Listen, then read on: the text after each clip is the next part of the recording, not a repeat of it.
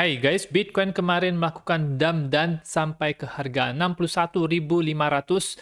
Apakah bisa terjadi yang namanya relief rally untuk Bitcoin dan altcoin? Kita akan lihat untuk analisa teknikal. Akan ada juga beberapa berita mengenai narasi-narasi yang belum pump terlalu banyak dibandingkan dengan narasi seperti AI dan meme yang sudah pump banyak ya teman-teman. Kita akan lihat berita-berita ini dan ada juga analisa teknikal koin-koin requestan teman-teman seperti Matic, ICP, Cardano, dan AEVO ya teman-teman.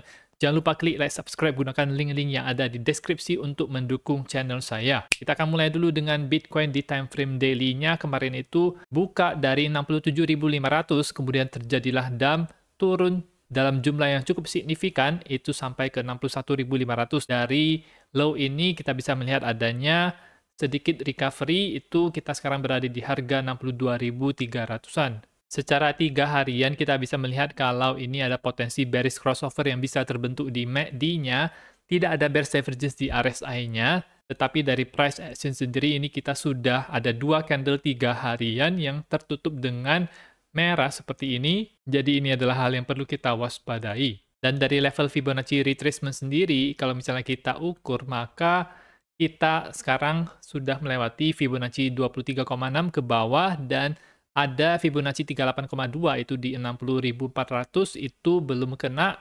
Apakah bisa kena sekarang-sekarang ini atau nanti? Kita akan lihat untuk di time frame yang lebih kecilnya, ini adalah time frame 4 jamnya, di mana kemarin itu level yang perlu kita perhatikan adalah 64.500, tetapi jebol ke situ dan membentuk lower low, dan setelah saya mengatur ulang ininya, harganya itu cukup respect terhadap garis support miring ini ya teman-teman. Jadi kalau kita lihat di time frame 1 jamnya, harganya itu cukup respect di garis support miring ini. Kita masih bisa berhasil bertahan di atas garis support ini. Asalkan masih bisa bertahan di atas garis support ini, maka ada peluang bagi Bitcoin untuk melakukan relief rally ke atas ya teman-teman. Akan ada level-level tertentu, resistance yang ada di 65.600-an, dan tentu saja daerah atas ini yaitu di sekitar all time high sebelumnya 68.900-an. Tetapi kalau misalnya jebol dari sini, maka kita akan meretest daerah support yang kuat ini di sekitar 58.000 sampai 60.000-an. Kalau dari Elliott Wave sendiri, kemungkinan ini adalah koreksi ABC yang sekarang sedang terbentuk. Dengan ini adalah wave A-nya. Kalau misalnya sudah selesai, maka kita bisa melihat adanya relief rally, yaitu wave B-nya di sini. Dan setelah itu akan dilanjutkan dengan wave C yang bisa membuat harga Bitcoin ke harga yang lebih rendah lagi, bahkan bisa lebih rendah dibandingkan dengan harga 60.000. Jadi itu adalah hal yang perlu kita waspadai. Kita pantau saja apa berita-berita yang muncul ketika harga Bitcoin ini misalnya dia melakukan relief rally cukup lumayan. Kemudian kita lihat juga price action-nya bagaimana, apakah ada rejection yang kuat ke bawah. Nah, disitulah mungkin tanda-tandanya itu sudah muncul. Biasanya wave C ini adalah 5 wave ke bawah ya teman-teman. Jadi untuk sekarang ini posisi kita itu masih ada peluang untuk kita bisa melakukan relief rally ke atas karena harga juga sedang berada di atas garis support miring ini. Dan di time frame 4 jamnya ini ada bullish divergence kecil yang terbentuk ketika dia membentuk lower low untuk di harganya ya teman-teman. Dan kita akan melihat beberapa berita di mana berita-berita ini itu cukup positif untuk kripto sebenarnya dan muncul hari ini ya teman-teman. Yang pertama ini adalah di narasi gaming, di mana raksasa perusahaan game terkenal dari Jepang, Square Enix, itu menginvestasikan di platform gaming Web3 dan NFT yang namanya itu Hyperplay. Mereka ini sudah ada langkah-langkah untuk ikut terjun juga di dalam Web3.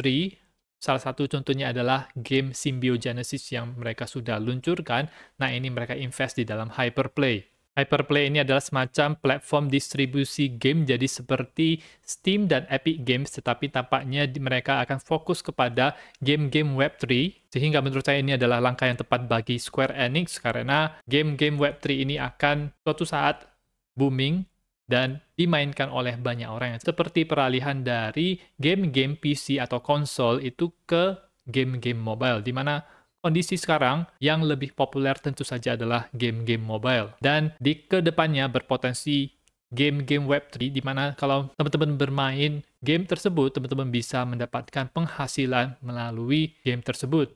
Tidak hanya itu juga, tetapi ada platform game blockchain Sequence itu berpartner itu dengan Google Cloud ya, untuk menyediakan development suite Web3 gaming kepada pengguna-pengguna cloud. Jadi ini akan menjadi semacam dasar karena akan mempermudah para developer Web3 untuk meleverage alat-alat untuk membuat Web3 ini melalui platform cloud daripada Google ini ya teman-teman. Perusahaan ini yang namanya Horizon Blockchain Games itu launching di tahun 2019 dengan seed round $2,75 juta.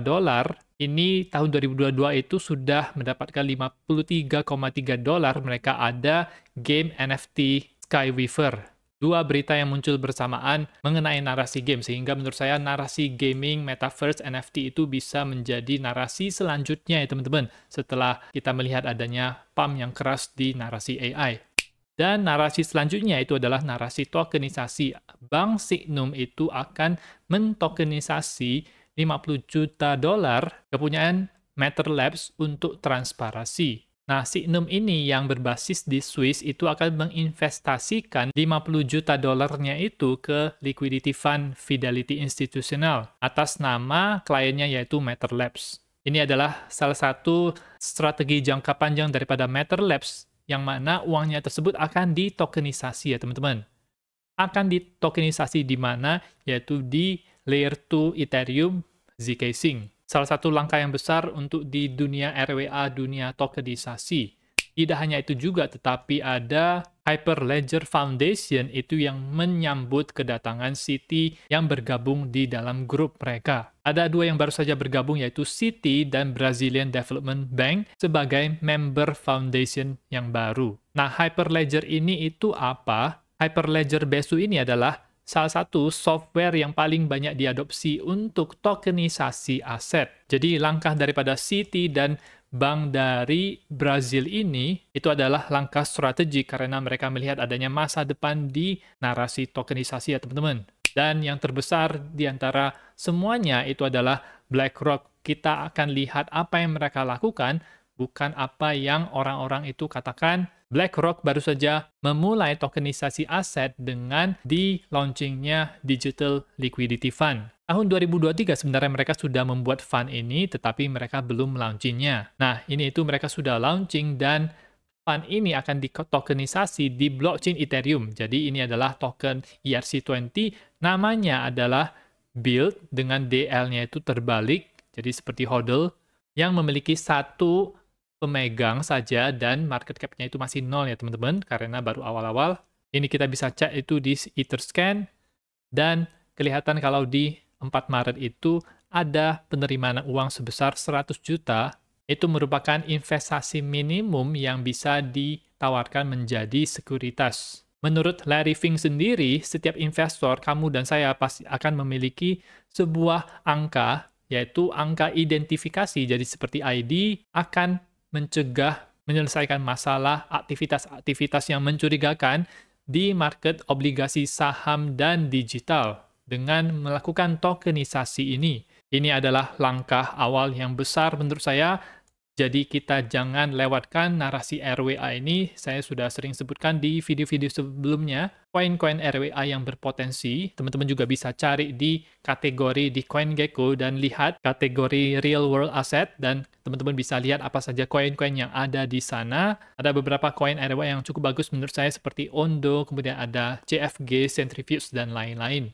Dan selanjutnya kita akan ke analisa teknikal untuk altcoin requestan teman-teman. Yang pertama itu adalah Coinmatic. Kita melihat kalau di time frame 3 hariannya ini itu mengalami penurunan. Itu topnya itu di $1,29 dan sekarang berada di harga $0,94.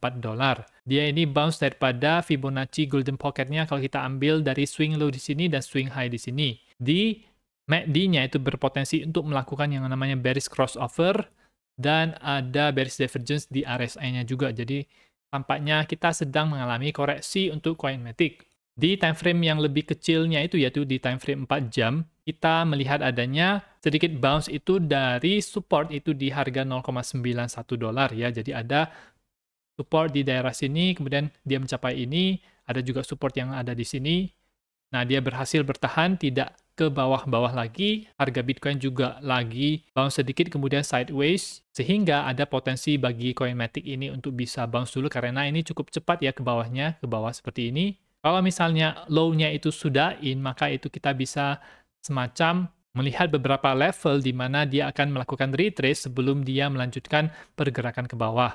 Ada level 23,6 yaitu di harga $1, ini adalah angka psikologis, kemudian Fibonacci 38,2 itu di $1,056. Apakah bisa lebih ke atas lagi? Itu juga berpotensi, kita harus lihat apakah Bitcoin itu dia cukup kuat atau tidak. Kalau misalnya kuat, maka koin Matic ini juga bisa mengikuti ya teman-teman. Jadi yang kita lihat ini adalah kemungkinan wave A-nya itu sudah selesai, dan sekarang lagi dalam proses wave B akan naik, kemudian akan diikuti dengan wave C. Dari jangka panjang sendiri menurut saya koin Matic ini bullish, dia kenaikannya itu belum terlalu banyak ya teman-teman. Dari low-nya yang ada di September 2023, dia itu baru naik sebesar 87% sampai ke harga sekarang ya teman-teman. Berbeda dengan koin Solana, BNB, Ethereum itu sudah naik cukup signifikan dari low-nya tersebut. Sehingga menurut saya potensi untuk Matic ini masih tinggi, ada level-level penting, yaitu neckline yang ada di sini bisa menjadi resistance itu di harga $1,57, dan kalau misalnya Matic bisa mengikuti koin-koin seperti Bitcoin, Ethereum, Solana, BNB yang dekat sekali dengan all-time high-nya, maka saya juga akan memproyeksikan kalau Matic juga bisa mencapai daerah all-time high-nya itu juga ke depannya sekitar tahun ini all-time high-nya ada di $2,9. Jadi secara panjang saya masih bullish untuk koin Matic dan untuk altcoin juga, dan lagi pula kita bisa melihat adanya berita-berita yang muncul ini tentunya bisa memberikan angin segar kepada altcoin. Dan tidak lupa juga akan ada ETF Ethereum. Next adalah koin requestan teman-teman juga, yaitu ICP. Ini adalah koin layer 1. Kondisinya adalah dia rejected daripada resistance yang ada di sini, yaitu garis warna biru ini yang di harga $15,4 ya teman-teman. Dia gagal untuk close di atas, gagal untuk breakout ke atas, jadi kemungkinan sekarang lagi proses koreksi dulu ke bawah. 3 hariannya ini sudah melakukan bearish crossover ke bawah dan masih dalam proses ke bawah. RSI sayang sekali berada di bawah 50, berada di dalam area yang bearish. Sama juga kemungkinan ada potensi bagi koin ICP ini untuk naik dulu seperti koin Matic dan koin Bitcoin. Ya, habis itu bisa melanjutkan pergerakan ke bawahnya lagi. Nah, kira-kira target harganya untuk koin ICP ini berapa? Saya akan menggunakan Fibonacci 61,8 sebagai target harganya, yaitu di bawah harga $8, di situ bisa menjadi buy zone untuk koin ICP. Target ke atasnya, kalau misalnya dia sudah mulai bullish lagi ke berapa? Next, itu ada tentu saja di $15,4. Di sini adalah resistance sebelumnya. Kalau misalnya sekali lagi kita bisa ke atas, maka kemungkinan besar ini bisa dijebol ke atas. Dan next resistance ada di 23,488, dan kalau misalnya itu kuat, maka bisa ke next resistance yang ada di sini, itu di $37. Selanjutnya adalah koin Cardena. Ini adalah koin layer 1 juga, di mana low-nya itu ada di Oktober 2023. Dari $0,4 itu naik sampai paling tinggi 400% sampai di topnya, dan atau naik 235% sampai ke harga sekarang. Dia berhasil melewati yang namanya high sebelumnya setelah dia mencatatkan low yang ada di sini. Jadi kita berhasil untuk mendapatkan yang namanya itu higher high, lebih tinggi dibandingkan yang ada di sini, dan kita perlu membuktikan kalau Cardena itu bisa membuat yang namanya itu higher low ya teman-teman. Jadi tidak lebih rendah dibandingkan dengan low yang ada di sini. Jadi, nah ketika ini sudah terbentuk, maka di sini itu bisa menjadi daerah buy yang cocok, dan kemungkinan besar Cardena ini bisa naik ke depannya. Buy zone kotak hijau ini saya ambil itu dari swing low di sini dan swing high di sini, itu di bawah harga $1,04 bisa menjadi area yang baik untuk kita membeli Cardena. Dan untuk target harganya ke atas ketika dia naik adalah bisa ke high yang ada di sini, itu di harga $2,44, dan juga untuk di sini itu ada low yang ada di sini $4,4, dan tampaknya mungkin bisa sideways di daerah sini karena di sini itu banyak pergerakannya, ada pergerakan sideways di sini. Jadi kira-kira begitu targetnya. Tetapi untuk sekarang ini dia masih dalam proses koreksi menurut saya ya teman-teman. bisa ada potensi untuk naik dulu seperti Coinmatic, Bitcoin, dan koin yang lainnya juga. Tetapi dari situ menurut saya masih bisa turun lagi. Dan yang terakhir adalah koin AEVO yang di request oleh teman-teman juga. Ini adalah koin yang baru ada dari tanggal 14 Maret kemarin. Kalau saya lihat di CoinGecko di sini market cap 200 juta, fully diluted valuation 2 miliar. Jadi ada semacam 10 kali lipatnya. Jadi baru muncul 10% supply-nya. Trading volumenya itu cukup baik. Ini sudah masuk ke dalam Binance, ada di OKX, Gate.io, Bybit, KuCoin. Jadi sudah masuk exchange yang besar, jadi memiliki potensi untuk ke atas karena likuiditasnya itu cukup ya teman-teman. Tetapi kita lihat chartnya itu secara kasar, ini dia dalam posisi yang downtrend. Apa itu AEVO? Ini itu adalah perpetual DEX, jadi kita bisa melakukan trading perpetual atau futures menggunakan wallet, jadi bukan dilakukan di checks seperti Bybit, Bitget atau di Binance. Ini contoh tampilannya, jadi kita bisa konekkan wallet kita, kemudian kita mau pasang posisi misalnya limit atau market, atau kita bisa ubah leverage-nya juga. Untuk kondisi sekarang, AEVO dia tampaknya berhasil untuk membuat yang namanya higher low yang ada di sini, jadi secara jangka pendek bisa naik-naik dulu. Tapi sama seperti juga analisa dengan koin-koin lainnya, kalau misalnya Bitcoin ini itu sudah selesai wave B-nya, maka bisa ada pergerakan ke bawah yang cepat. Nah, itu mungkin dia bisa membuat yang namanya lower low di sini, mungkin daerah sini ya teman-teman. Nah, kalau misalnya dia masuk ke daerah sini, maka itu bisa menjadi kesempatan untuk membeli. Tapi secara garis besar ini dia dalam posisi downtrend ya teman-teman, karena dia masih turun seperti ini, tidak ada perubahan struktur di mana dia itu harus melewati misalnya level-level tertentu seperti yang ada di sini untuk bisa berubah menjadi bullish ya teman-teman. Untuk kenaikan wave B-nya ini, untuk yang sekarang ini, dia berpotensi untuk ke gap yang mungkin terbentuk ketika dia turun ini di tanggal 18 Maret. Ada gap-nya itu ada di sini, jadi mungkin bisa terisi ketika dia naik dari wave B ini ya teman-teman. Jadi potensinya itu bisa ke $2,63. Potensi bukan berarti akan ke sana, tetapi hanya sebagai potensinya saja. Nah, itu saja untuk informasi di video kali ini. Teman-teman bisa request untuk altcoin yang lain, nanti akan saya coba lihat, dan saya buatkan videonya. Jangan lupa klik like, subscribe, gunakan link-link yang ada di deskripsi, dan nantikan video saya selanjutnya.